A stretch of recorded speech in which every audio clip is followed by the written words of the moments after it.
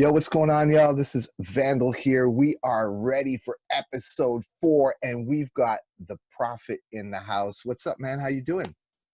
I'm good. I'm good. How about Good, yourself? good. Thank you. I'm All right. doing wonderful. Thanks so much for joining me. This is My our pleasure. 4th episode of the Pop-Up Season 2, and it's pretty awesome. We have Word. artists from all around the world, but this episode 4, we've got you, and you're from Malaysia, right? Most definitely am. Okay, so tell the people a bit about yourself, who you are, what you do, and so on. All right. So I'm not gonna make it long. I'm gonna keep it short and simple, but straight to the point at the same time. So my name is Elisha Alvin. Uh, my stage name is the Prophet, but apparently for the past few months, I've actually been getting a lot of feedback for my name because in Malaysia, people aren't so accepting of the name the Prophet. I'll be honest with you, because like it can cause confusion and so on. So I believe that I would need to rebrand myself into E.L.I, which is E.L.I, which I have already done, but I'm actually slowly transitioning into the name itself. But for now, we'll just keep it as the Prophet. I can't call myself a singer yet, but I am somewhat of a upcoming rapper lah. And I believe that the reason why I've actually gotten into this is because of the influence that I've actually gotten when I was younger. I believe most of us actually heard of first Slim Shady album, album and started liking it, and eventually getting into the culture itself. But I would say that older school music is what actually old school music is actually what actually drove me into the culture itself. Uh, the way that it actually formed, the way hip hop actually came to exist, and the evolution of a different genre into something beautiful, and a culture forming from there and there on. I believe that there is a ongoing there's an ongoing discussion or a misconception where a lot of people believe that Malaysians rapping is like us culturally appropriating something that is not of ours. But people fail to understand that Malaysia is an amalgamation of culture, be it from India, be it from China, be it from Indonesia, America. We are a combination of different cultures, and we pride on that. So I don't see the relevance of a statement saying that we're culturally appropriating anything, but I would say that we are paying homage to the culture itself by actually doing it right, and also like doing it right at the same time. So basically, me getting to and into the rap scene itself is me just wanting to actually explore that passion towards that culture, Mm-hmm. and me giving back to the community through hip hop, because it's just a platform. Hip hop is an Mm-hmm. amazing platform for us to speak to people, because if you look at old school music, right, hip hop was a way to educate the poor people in America. There are a lot of people who couldn't afford school, because in America you have to pay to actually educate yourself. So all these things slowly seeded into my head and slowly grew into something beautiful, and eventually I just stepped into the scene like about 7 or 8 months ago. So I would say my style is more towards like the West Coast, like Snoop Dogg, Too Short, Yeah, these I was guys, gonna these say cats. that I was gonna ask you that's who were some of your influences, because Right. I've heard the songs, and I can pick them out, but I Right, think you just went ahead and told the people. So right. Actually, mainly my influence comes from Kendrick Lamar. I mean, a lot of people underestimate Kendrick Lamar before he became commercial. I actually started liking Kendrick Lamar before he became like before he blew up like a couple of years back, and a few of his songs. And one of the songs that really hit me was "Ignorance Is Bliss," and that song really triggered something in me. Like it made me think, and not a lot of songs nowadays make you think. Not a lot of songs cultivate that thinking nature, that the thought process, like. And I would say like Kendrick Lamar, Snoop Dogg, MF Doom actually influences some of my, rapping style and so on. Hmm. Coolio, Slick Rick, like Tupac. I mean, Yeah, I saw. yeah, yeah. Anyway, Biggie Smalls when it comes to flows and so on. So I would say that all these individuals, they have different styles and so on. And also, I have to clarify something. A lot of people have this top 10, top 100 rapper list, which is, in my opinion, there shouldn't be a top 10, because each individual rapper is amazing in what they do. Like if I were to compare Tupac and Biggie Smalls, they have different styles and different flows and so on. I can't put them in a list because of what I think is right or what I think is wrong and so on. So I believe that these are my influences, and I'd Mm. never have a top 10 and so on. So these are just the influences of what actually, drives me to do music at the That's same a good time. way to look at it, Yeah, because you're right. Like, how can you put people in a list and grade them? You could do it if you did it purely based off of statistics, let's say, like who sold the most albums, who released true. the most albums, who had the most #1 hits. Like you could kind of do it in that way.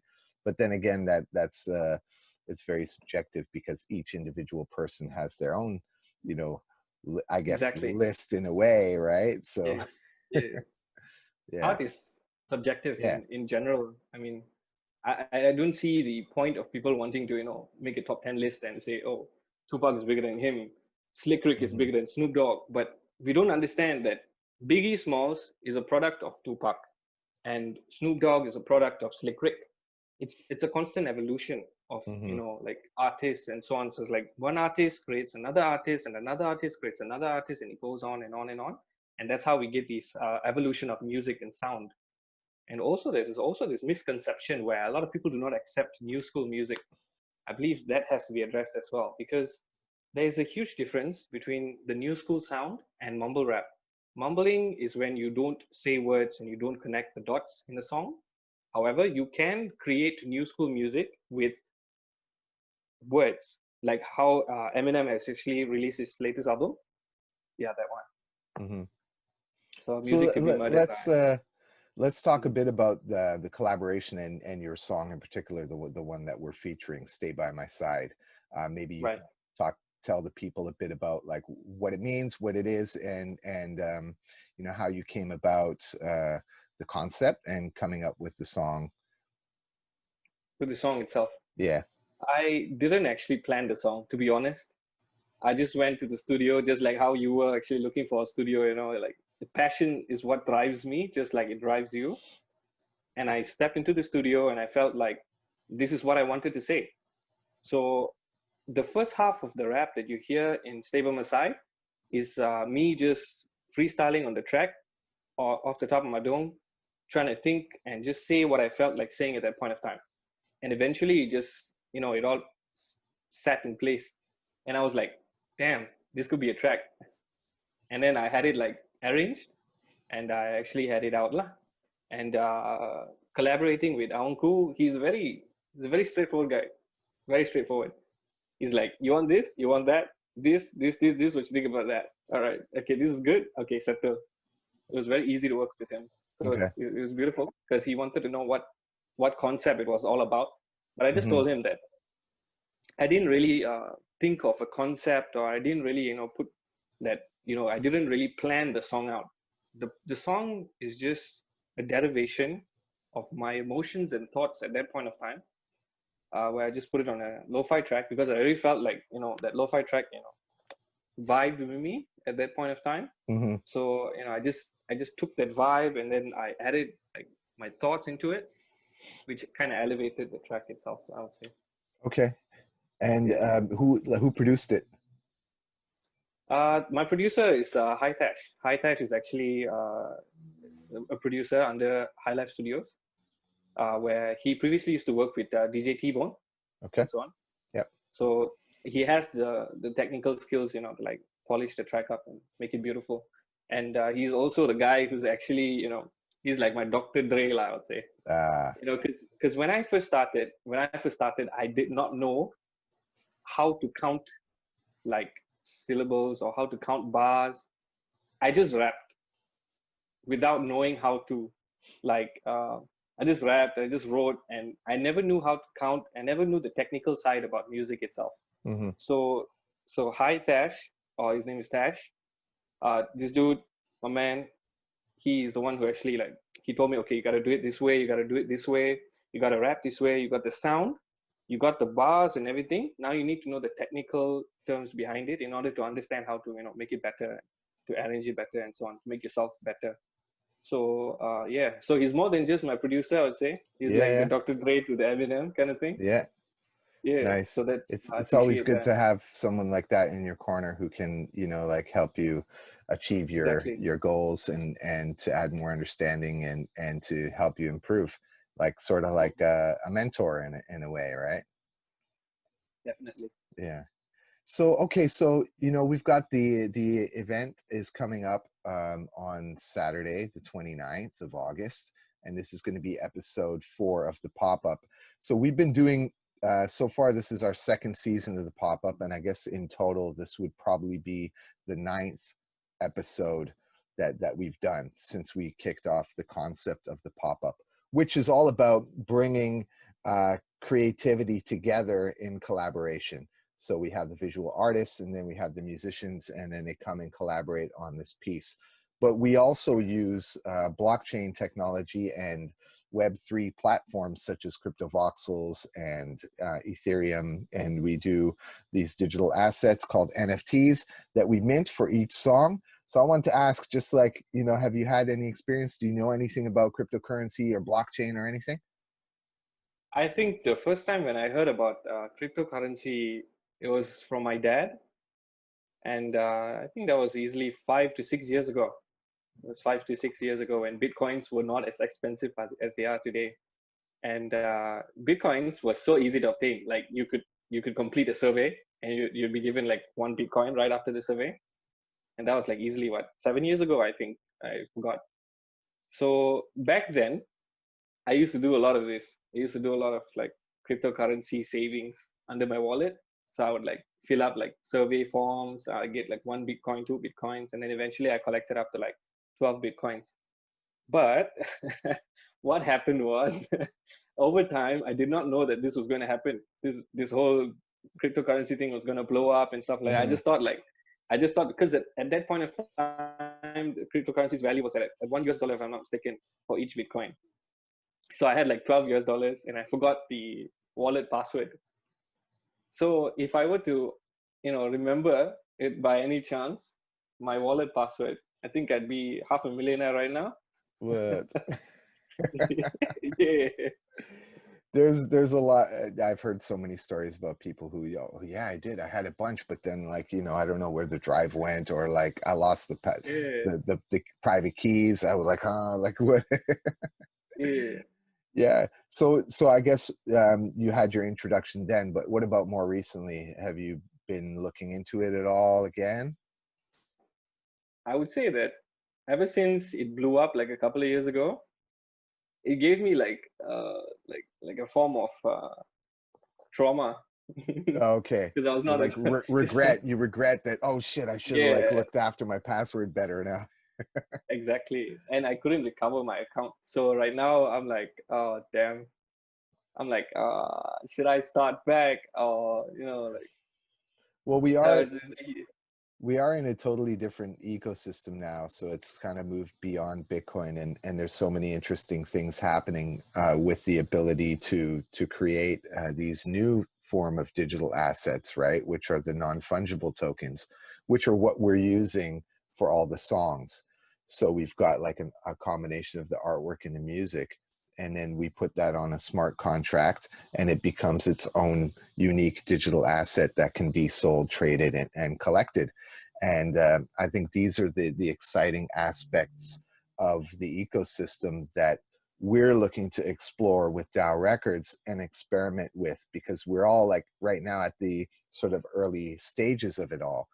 And this is like what we're trying to do with the pop-up, you know, introduce artists who may not have had exposure to crypto, blockchain, and what's happening now with the crypto art and music revolution using non-fungible tokens. So as part of what we want to do is not only showcase the art of music, but also have the opportunity to expose the artists and the musicians to this technology that could potentially benefit them moving forward.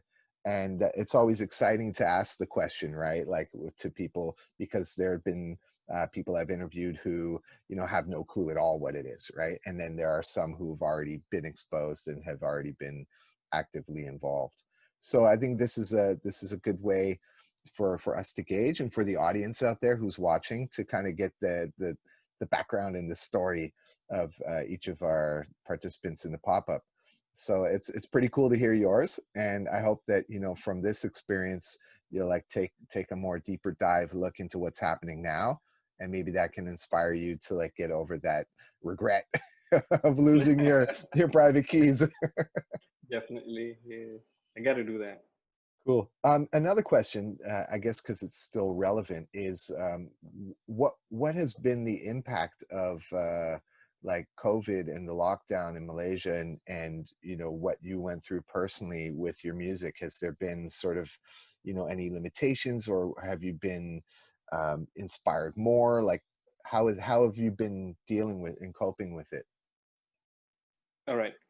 So I would say that the MCO, all right, I know it's not nice for me to say, but it has been somewhat of a positive thing for my music, because throughout this 2 to 3 months of being locked up in the house, I was able to create easily 25 to 30 songs, 30 tracks. So up till this very second, I have about 30 songs in the vault, my producer's computer, which is all ready, which is pending to be mixed and mastered. So without the MCO, I made like 2 tracks. I made, I made 2 tracks. With the MCO, I made like a track within like 2 3 days, and I just kept going and going and going, because I was just creating out of the emotion that I had, because there was so much free time. So I had like so much time with my own thoughts that I could actually put it out on a track. So for me, it has been a positive impact, I would say.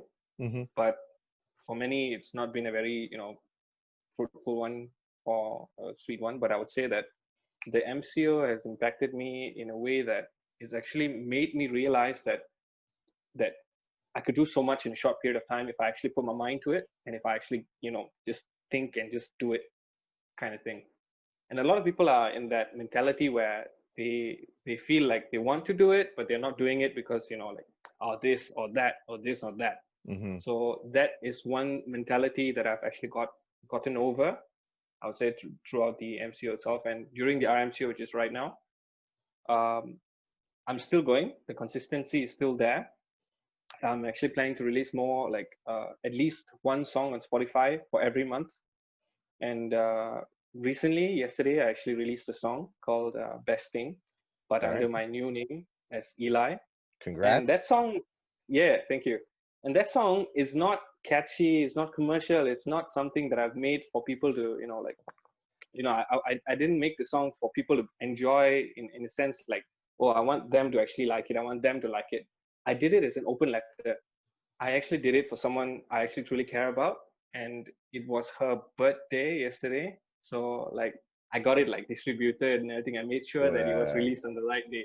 So nice. it was released yesterday on her birthday, and she absolutely loved it. So I would say that the songs that I put out, right, it's not for me to actually capture people's attention. It's not for me to actually flaunt to say, hey, look here, I can rap, I can do this, I can do that, I can diddly that, I can diddly Hmm. do that on a rap beat and so on. I'm just doing it because it's my passion, it's fueling me, and I'm using my interest as well as everything that I love to create. So my journey in the rap industry and the music industry, generally speaking, because I'll be moving into like R&B and lo-fi and so on. So I'm still, I would consider myself still testing the waters, Hmm. but yeah. So Nice. it's been a positive impact, I would say. Okay, that's great. It's great to hear your experiences and share with other people, because I think there are a lot of creatives out there who can relate. Being not forced to be in a position to create more, but having that space and time to be creative, to deal with the situation. And yeah, it's been quite an interesting 2020, to be honest, and like with all the things that have happened. And we're super excited because this is the peak of summer over here. And this is episode number 4 of the pop-up. We're almost 1/3 of the way through the second season, the first phase of the second season. And August is coming to an end, and we've got your collaboration with Awgku, and we're super looking forward to that. Do you want to give any shout outs to people, like maybe to the birthday girl and to anybody else out there? I was thinking because I wanted to keep the person as a mystery, but the person knows it. The person Okay. knows it. It's just that I don't want the listeners to know who it is because I All wanted right. to keep that mystery level there. Cool, But cool.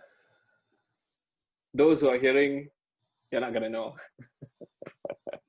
Any shout outs then to anybody else before we wrap it up? Yeah. Okay. Quick shout out to my brother Sashamaru. He's also another rapper from Clang. Uh, Shout out to my producer Tash. Hi Tash. Under High Life Studios, and shout out to all my boys under High Life Studios as well. So basically, under High Life Studios, my boys are all doing trap, but those guys are all under the Tamil scene itself. They're not actually involved in the English scene. So just a quick shout out to those boys as well. All right, nice. Right. Thank you so much, Eli. I'll call you Eli now instead of the prophet. Yeah. But you can look for the prophet's final prophecy, I guess. Let's call it the final prophecy. Yes, we can. Before, stay by my side. You can get the audio NFT coming this Saturday on the 29th of August Most inside definitely. Crypto Voxels, going down at 12 p.m. Eastern time, which is 12 a.m. KL time. So if you're free, man, come and join us inside the virtual space. I don't know if you've had a chance to jump in and check it out at all yet, but if not, hit me up before and we'll get you acquainted to the space, and you can see what's popping in there. And thank you so much for your time. I appreciate it, man. Thank you Looking for having forward me. to this weekend. All right. Most All right. definitely. Peace out. Peace out.